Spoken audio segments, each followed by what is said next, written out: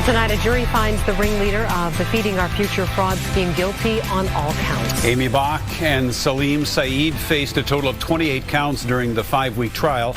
Behind every great criminal is a master of deception.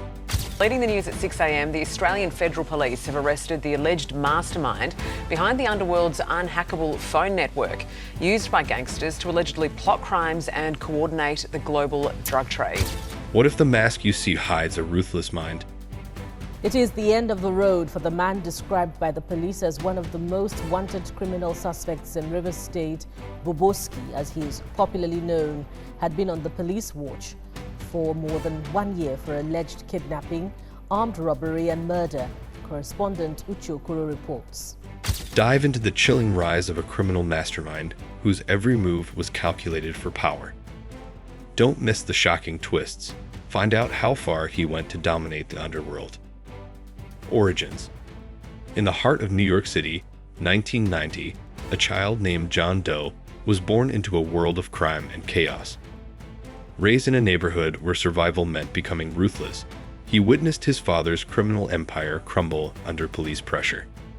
His mother, a broken woman, tried to protect him, but the streets had other plans. By the age of 12, John had learned the art of manipulation, using his charm to get what he wanted. Inspired by figures like Frank Lucas and the infamous El Chapo, John crafted his mask, quiet, unassuming, yet always observing. He began taking notes on the city's underworld, understanding how power shifted hands.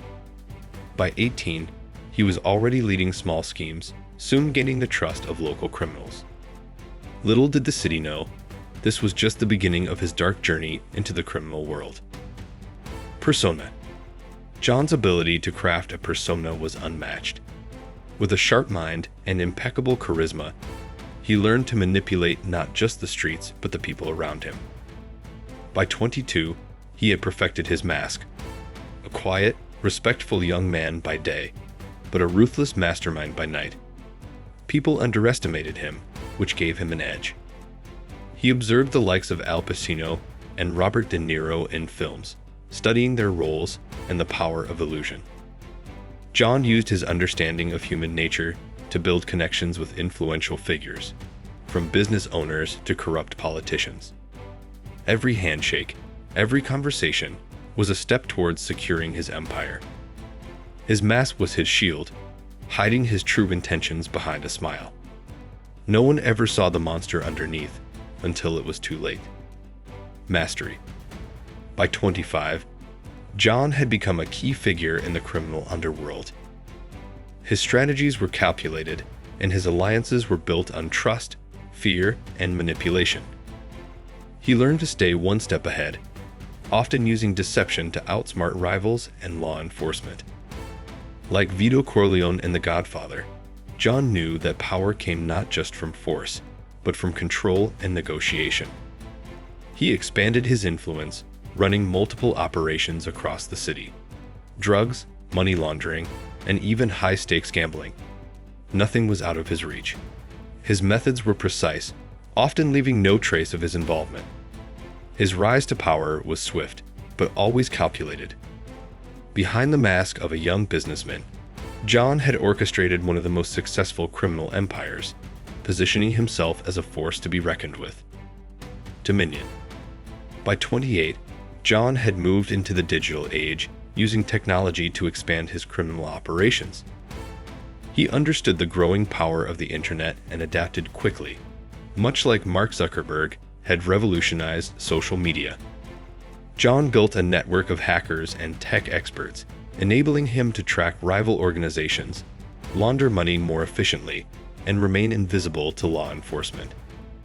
He used encrypted communications, manipulated stock markets, and set up fake digital identities to cover his tracks. His empire expanded internationally, and he became untouchable. His mastery over technology allowed him to control everything from illegal transactions to orchestrating global schemes, all while staying hidden behind his flawless digital mask. The world was changing, and John was ahead of the curve, using innovation to cement his position at the top. Deception. John's genius lay in his ability to weave a web of deception, manipulating those around him with ease. He wasn't just a criminal mastermind, he was a master of perception. By 30, he had perfected the art of playing both sides, appearing as a legitimate businessman during the day while pulling the strings of illegal operations under the cover of night. He used people like pawns, creating false alliances, betraying trust, and then vanishing before anyone could suspect him. Like Frank Underwood from House of Cards, John played the long game, turning friends into enemies and enemies into allies. His skill in deception was unmatched. It wasn't just about crime. It was about controlling how people saw him. His mask was always intact, never revealing the dark truth behind his charming exterior. Heist. John's first major heist came when he was 32, a moment that marked his rise to infamy. It wasn't just about the money, it was about sending a message. He planned everything meticulously, much like the legendary Danny Ocean in Ocean's 11, assembling a team of experts who were loyal to him and knew how to execute his vision. The target was a high-end jewelry store, known for its impenetrable security and wealth. But John had already infiltrated the system, gathering information from insiders and exploiting weak points. On the night of the heist, everything went according to plan. The heist was flawless, and the loot was worth millions. It was the perfect crime, and John's reputation in the underworld grew exponentially. The city, unaware of the mastermind behind it all, would soon realize that the man they saw was just a mask. Enforcer. At 35, John's grip on the criminal world tightened. To maintain control, he needed to send a message to anyone who dared challenge him. He hired ruthless enforcers, men who followed orders without question, and made sure his empire ran smoothly. Like Tony Soprano, John understood that power wasn't just about making money, it was about instilling fear. His enforcers were known for their brutality, leaving a trail of broken bodies wherever they went. Rivals learned quickly that crossing John meant certain death. He built a network of loyalists, each one bound to him through fear, respect, or a shared desire for wealth. Behind the mask of a charming, calculating man was a force of terror that no one dared oppose. John had become a name whispered in fear, his empire secured by those who enforced his will. Double life. By 38, John had perfected the art of living a double life. In public, he was a well-respected businessman, attending charity events, shaking hands with politicians, and building a reputation as a philanthropist. His charm was undeniable, his smile infectious. He was everything people wanted him to be. But in the shadows, behind closed doors, he was a cold-blooded criminal mastermind. John used his public persona to shield his darker activities, hiding in plain sight. He funded charities that helped him launder money and built connections with powerful figures who unknowingly aided his criminal empire. Like Leonardo DiCaprio's character in The Wolf of Wall Street, John seamlessly navigated both worlds, ensuring no one ever suspected the man they admired was also the villain they feared. His mask was flawless. No one knew the truth until it was far too late. Tipping point. At 40, John's rise took a dangerous turn. What was once a calculated, controlled empire began to unravel as his arrogance grew. He pushed his limits, taking greater risks and making enemies in places he once considered allies.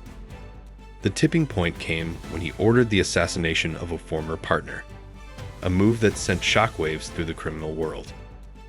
Just like Michael Corleone and The Godfather, John's actions, once under the radar, now drew the attention of law enforcement and rival gangs.